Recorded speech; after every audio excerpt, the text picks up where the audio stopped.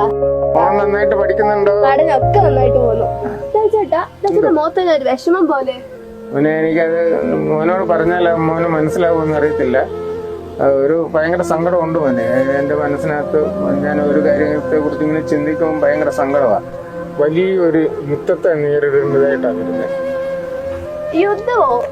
തന്നെ പറയുന്നേ, എനിക്ക് മനസ്സിലാവുന്നില്ല. അത് മോനെ, ഈ കടുത്ത വേനലാണ് വരാൻ പോകുന്നത്.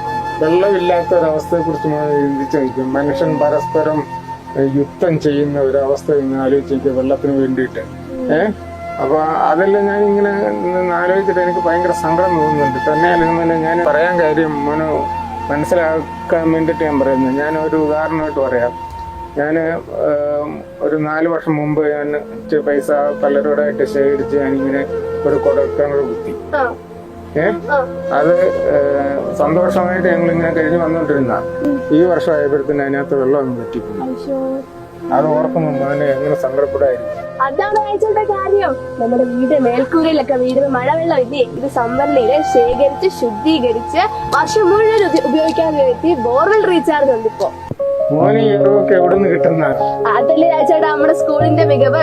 ഇവിടെ പുസ്തക പഠനത്തിനോടൊപ്പം ജീവിത പഠനം സാധ്യമാണ്. 2000ഓളം കുട്ടികൾ പഠിക്കാൻ നമ്മുടെ സ്കൂളിലും ഈ കഠിന വെയിലിൽ ജലക്ഷാമമില്ലാതെ മുന്നോട്ട് പോകുന്നത് ഇതേ ബോർവെൽ റീചാർജിലൂടെയാണ്. നേരെ ചേട്ടാ 7000 മീറ്റർ സ്ക്വയറില് മലയാള സംഭരണയിൽ ശേഖരിച്ച് ശുദ്ധീകരിച്ച് ഈ ബോർവെൽ റീചാർജ് നമ്മുടെ സ്കൂളിൽ നടപ്പാക്കുന്നുണ്ട്. ഇപ്രാവശ്യം ഹാപ്പി അല്ലേ? അപ്പൊ ശരി, പോവാണ് ചേട്ടാ. മണ്ണിനെയും മലകളെയും മരങ്ങളെയും സ്നേഹിക്കുന്ന ഇതുപോലത്തെ കുട്ടികളാണ് നമ്മുടെ നാടിന്റെ അഭിമാനം.